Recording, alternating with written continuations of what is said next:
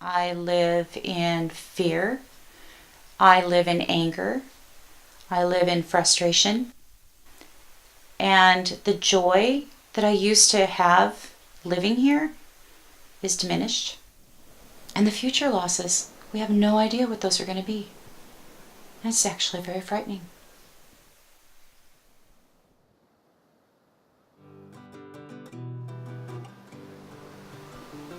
This place has a magical feel to it. People that come here say they feel it when they come across the bridge. Born and raised right here in good old Gold Beach. I've been here all my life. Was a logger. This community was built by loggers and landowners that logged.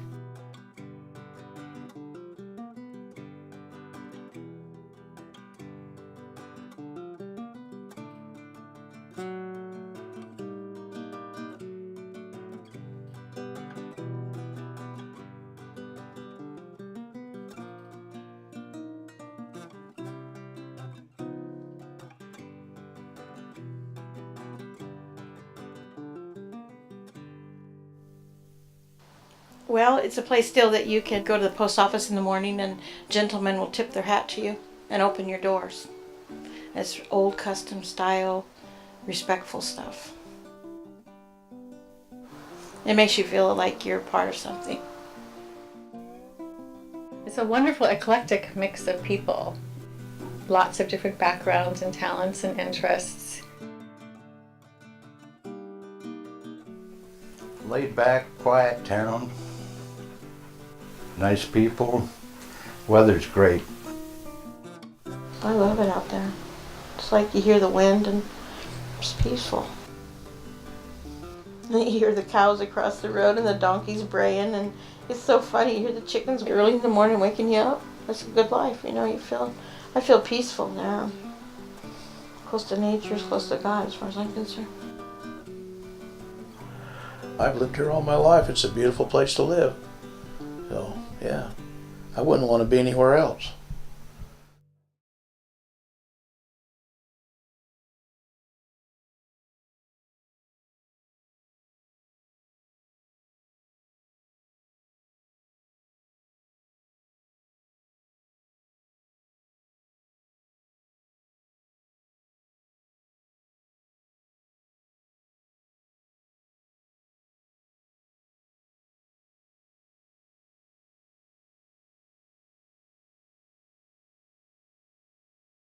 Most of you don't know what our story is about.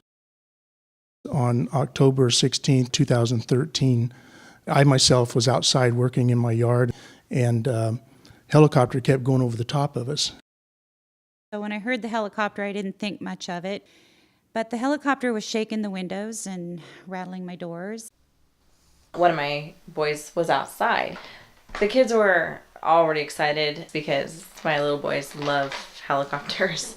And it had flown over about every 20 minutes over our place. It probably went 4 or 5 times. Different directions. It didn't follow the same path. And then I could see the spray bars at the side. I could see where he was headed in the ridge he was spraying on back and forth. My son came in and he says, I think that helicopter sprayed something because it smells horrible and my throat hurts. And smelled this awful smell and, didn't know what was going on. I was hit immediately from stepping outside. I couldn't hardly breathe. My eyes were watering. My sinuses were burning. I had a terrible headache. I got a rash on my arms. My daughter, who's 16, came home from school and her face was itchy and red. Her eyes were burning. Her throat was sore. She said she, felt ill. My daughter's vision was kind of blurry after that. Apparently there were lots of kids at the high school that didn't feel well.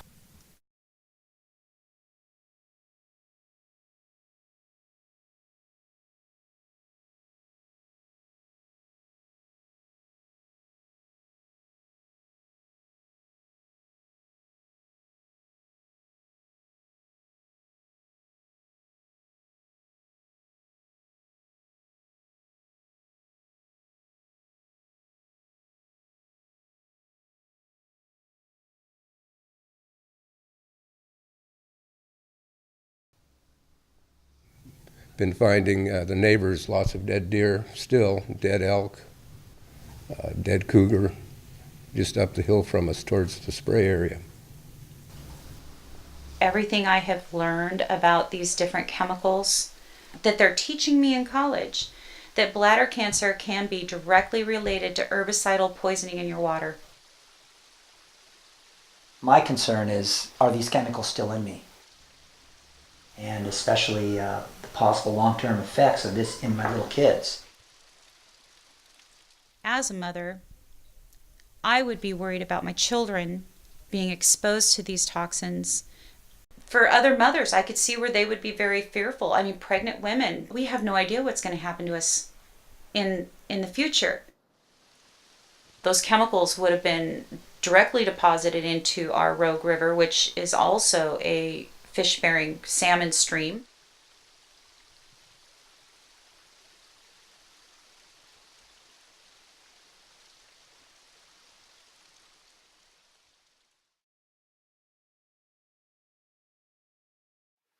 So I called in to report that my daughter had been exposed and that she was ill. So I started calling the Department of Agriculture and the health authority. Guy asked me, well, can you think of anything that might have caused this? I said, well, we got sprayed on. Whoop, I don't want to hear it. I don't want to hear it. We're not going to talk about that. That never happened. Just forget about it. And that's about as far as I got with them. People are dying down here. We need a voice. You guys cannot keep doing this to us. And they said, Department of Ag told me, well, Ms. Alders, what did they spray? I said, that's what I don't know. That's what we need to know. She says, we'll call back when you do. Tried to call the Department of Agriculture, Poison Control, Health Department, everybody they could think of. Nobody wanted to really pay any attention to us. About a week, and they finally decided to come down and take some samples. About 10 days later, but it had been raining all the time, so it washed a lot of the stuff off, and they only took leaf collections and things like that. They didn't take any soil samples, any water samples. We wanted CDC to come in and possibly take some blood samples and urine samples, but they wouldn't do that. People start talking to each other and they realize that what they thought were isolated individual things that they thought were unique to themselves are actually happening across a community. So this is my community. I feel like this is extended family. And so when I see a bunch of our children being affected negatively by this, it makes me really angry. I stayed to myself until this all took place. And I didn't even know half my neighbors around here. And I thought that was okay, because, I like to have my space and not be bothered. Now that we've gotten together and got to know each other, trying to work this thing out, kind of have our own support system. If anybody gets really sick, take care of them and help them out what we can. When I came here, it was kind of the tail end of an environmental movement to end aerial spraying on federal forest land. And so there were no spray signs up all over the place, and apparently the federal government recognized the health hazards of aerial spraying of pesticides on forest lands, and so banned that practice. And I think most people thought that it just went away. I hadn't been sprayed. It wasn't personal at that point. I wasn't sick at that point. I didn't understand what the laws were. I didn't understand that there was only a 60-foot buffer zone on a fish-bearing stream, but they could spray any. I didn't even realize that they were spraying around us, to be perfectly honest. I knew spray issues happen. It doesn't happen to me. They got buffer zones around their waterways and their home sites, and the state of Oregon don't. Washington, Idaho, California, all of them have a buffer zone. And they have no serious complaints anymore.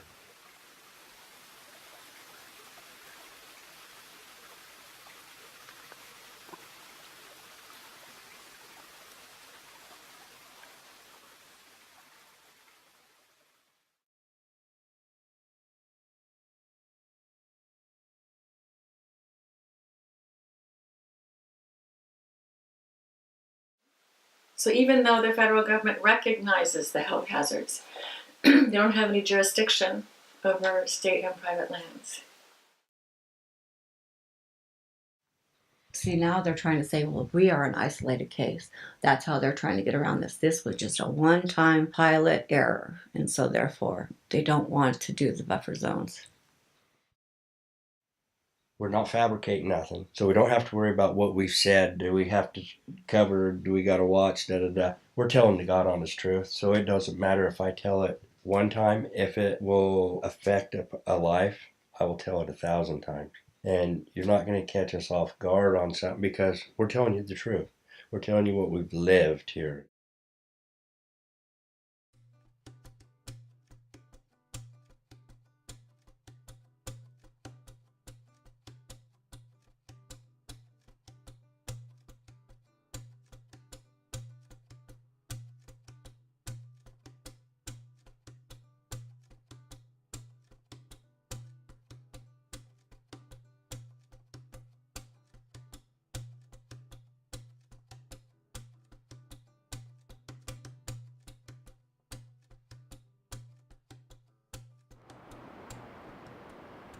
You can make change, but it takes a lot of people and a lot of proof. So the idea of the burden of proof is that often for these communities, they have to show that there's something wrong, that it's not, maybe we have the idea that in fact agencies that are out there to protect the public health are just, they're going to take care of it. But in reality, that's not how things happen. What is amazing to me is that these chemical companies and the timber companies will tell you, no, they're not dangerous. They will not hurt you. How can they say that when we have documented proof?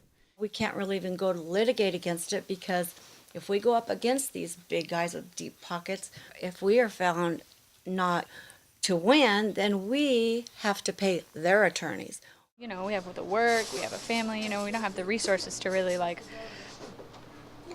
combat the issue. I feel inside that something's going to have to change. Something is changing. Something's already in the making. The Oregon Forest Practices Act was created back in the 1970s, and at the time it was considered really good policy. But since then, Oregon has fallen behind, and other states have moved forward to add science to their forest policies and to create more protections for drinking water, wildlife, and human health. That's why we're trying to get these laws changed. We feel that it's a violation of our constitutional rights. For our situation specifically, I mean, at the very least, notification before spray. To state exactly what they're going to use. Get some accountability. I want to see a buffer zone in the state of Oregon over all waterways and every structure. To me, there's a moral impact here. I don't believe it's moral to cause harm to somebody else like that. I think about the children. And, you know, if I'm too old, it doesn't matter about me. What I'm worried about is the laws that are going to keep affecting those after me, and that's the children. If you have a cause and you believe in it, I think it's really important you young people get in there and understand it and figure out how to make some changes. It's not going to help me, it's not going to help Clinton, but your age group and your children, grandchildren, it will help. And it does make a difference.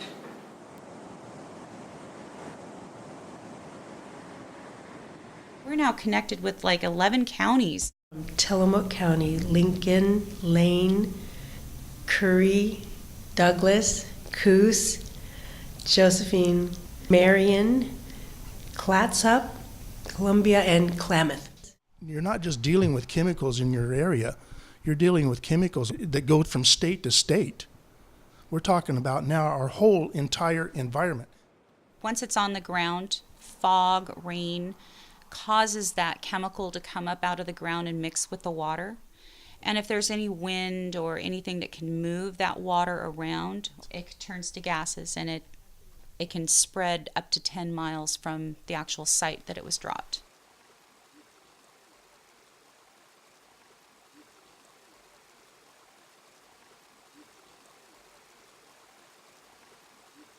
Here's another problem. They spray every spring and fall. So 2 times a year and up to 3 to 5 years. that they'll do this. So we're stuck with this volatilization for the next 3-4 years more. They're poisoning the woods. All that stuff's going into the streams and going down into our river, and it's got to be affecting everything in between. People need to be responsible for their own actions. Because I think it's important to think things through instead of being careless. Because a man died, a dog died, my cat's almost died. A lot of things happen. It's a big rippling effect. And we are all connected as humans, and we need to stop and remember that. I feel kind of like we're just a little town, little one-horse town, and nobody really thought we were important. And we are important. Anyone that's ever been here knows it's important. If you sit and talk to any person, they would feel the compassion. How could you not as a human being? So I think that just public awareness and getting it out, and enough people, it could be turned around. And it needs to be turned around. We aren't tree huggers or anything else. We love our environment. We want to see things healthy. And be it getting a clam off the beach or a crab out of the ocean or a fish out of the river, we want it all to be healthy. That's why we live here. And we're not against logging by any means. I mean, you can do it in the right way. I ain't against reforestation. If you're going to log, you better reforest it. Just, they need to go about it safer. We hope and pray that someday that he can get well and go back. And logging and forestry is a large part of the economy, and it's not a bad thing. But I think when people get so focused on profits and they forget everything else, they've forgotten the other two legs of the sustainability equation, and that's people and the environment.